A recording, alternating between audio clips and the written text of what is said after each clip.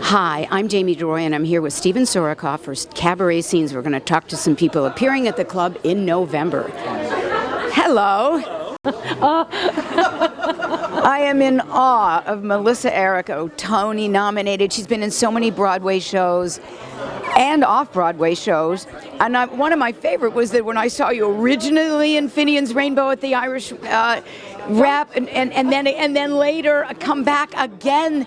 And it's like so many times. I mean, I'm just way too old for this role. But it didn't feel like a day had gone by. To me, you're forever young. But you're going to be here, my goodness, November 7, 8, 9, which is tomorrow, Friday, and Saturday. Yes, tomorrow. That's right. Yep. So we wish you a wonderful run. And the name of the show that you're doing? Well, the show could be called A Million Things, but because I have an album that I made some time ago, in 2011, I am reissuing it. It's called Le Grand Affair. So comically, we just said the show is called An Even Grander Affair. We love it. Well, because you did L'Amour on Broadway, yes. I know you've always been a huge fan of Michel Legrand. I have. And nobody does the songs better than you do. Oh, thank you. I don't know if that's true, but I do know that I could not care more about anything. I have cared about this project. I was even talking to some of the musicians that have been a part of this for almost 15 years.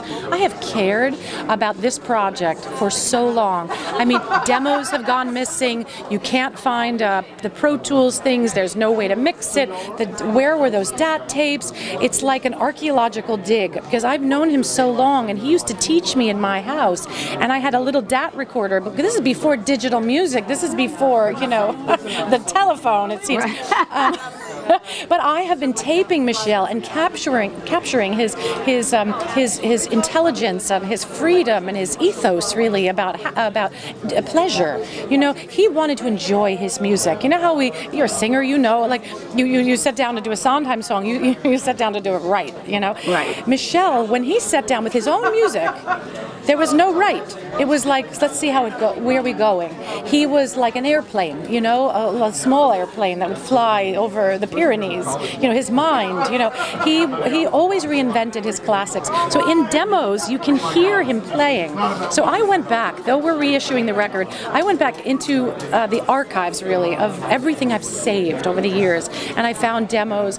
I selected them because I can't give you. I'm not the Beatles. It's not like anyone really wants every last scratch track.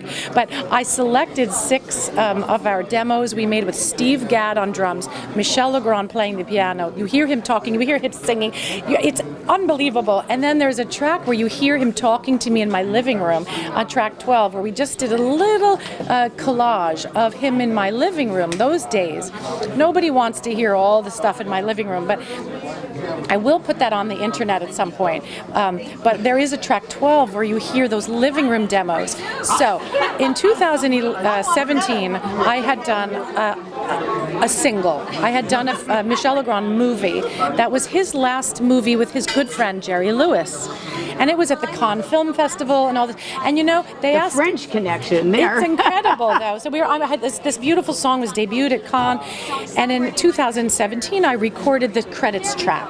And I called the Bergmans this summer, and I said, in the wake of Michel's passing, it seems I'm going to be re-releasing my album. I found the demos. I'm organizing the demos. I will put Hurry Home on it. Was Hurry Home the last song you wrote with Michel? And Marilyn said, no, the last song we wrote was this. And she emailed it to me. Wow. And we would love to hear you sing it. When lonely feelings chill the meadows of your mind, just think if winter comes, can spring be far behind? Beneath the deepest snows, the secret of a rose is merely that it knows you must believe in spring. So I thought, okay, I'm going to go back in the studio. So we had the chance to go in the studio. I looked at Michel's old lists. He always wanted to do Little Boy Lost. and it never got on the first record. So we did Little Boy Lost. And then because I've been doing these memorial concerts in Europe and in London, I noticed that a lot of the great guitarists of the world come to these memorials. They just want to play Michel Legrand. His spirit infects the jazz community. We think of it as chanteuse material, as Edith Piaf, the world of Eden Streisand. You know, we think of the great singer who would sing Michel.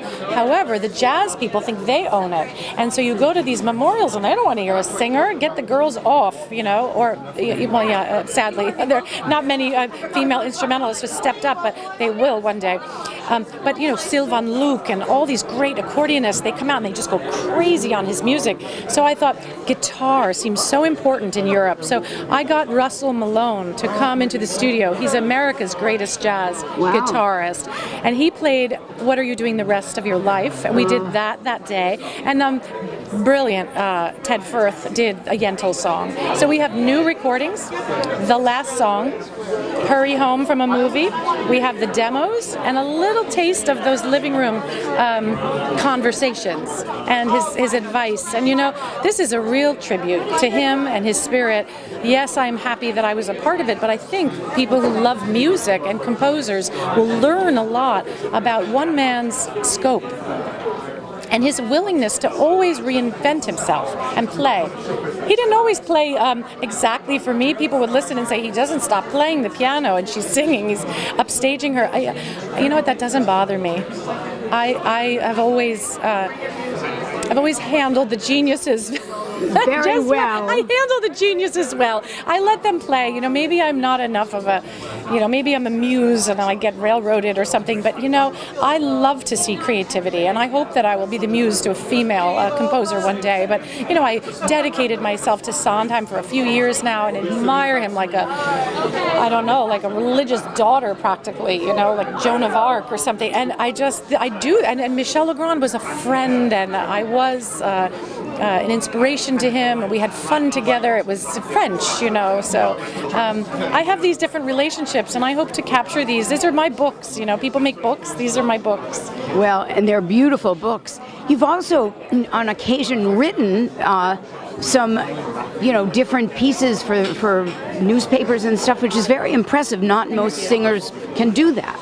Yeah, thank you. I have always wanted to write, actually, and I think, you know, I was a pretty intellectual young girl. I went to Yale and I was studying art history, and I felt a little discouraged to become an intellectual in college. I was studying a very high level in art history, and I was actually a bit mistreated by a professor, just a little bit of that Me Too type stuff.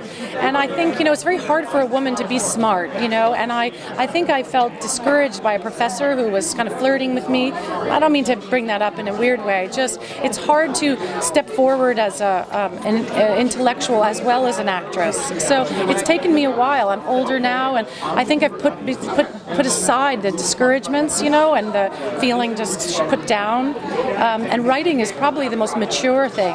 It's not about pleasing and entertaining in the same way that singing is. Right. It's really saying what you think.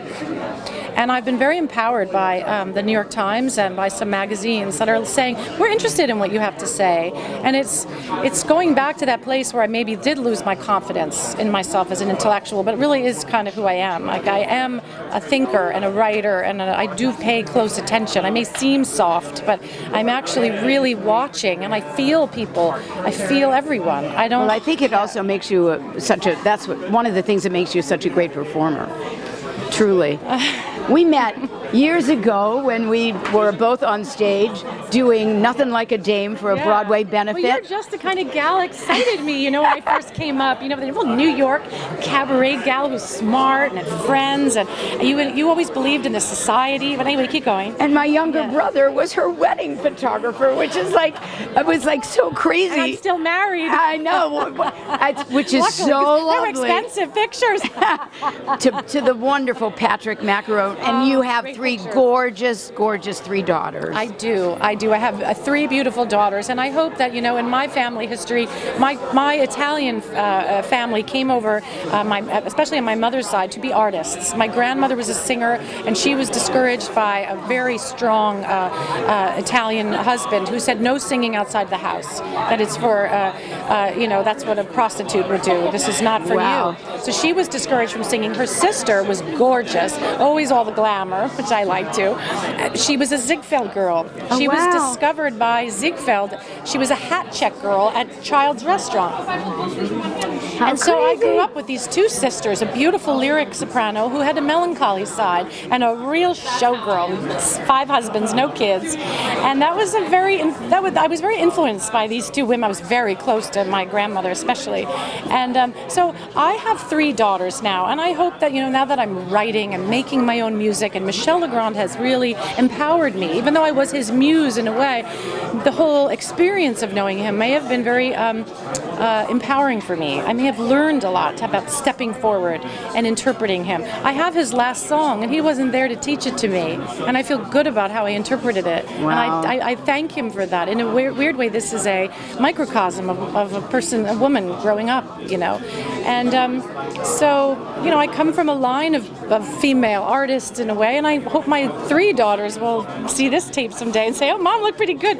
And, they'll be doing their own thing, with even less handicaps, Yeah. even less concerns, or because I grew up, as you did, a bit in a more traditional New York, Yeah. So. Well, when I was first in New York, I worked on the movie of Umbrellas of Cherbourg. So we had the album. Well, we put the album out. We represented the album. Cool. And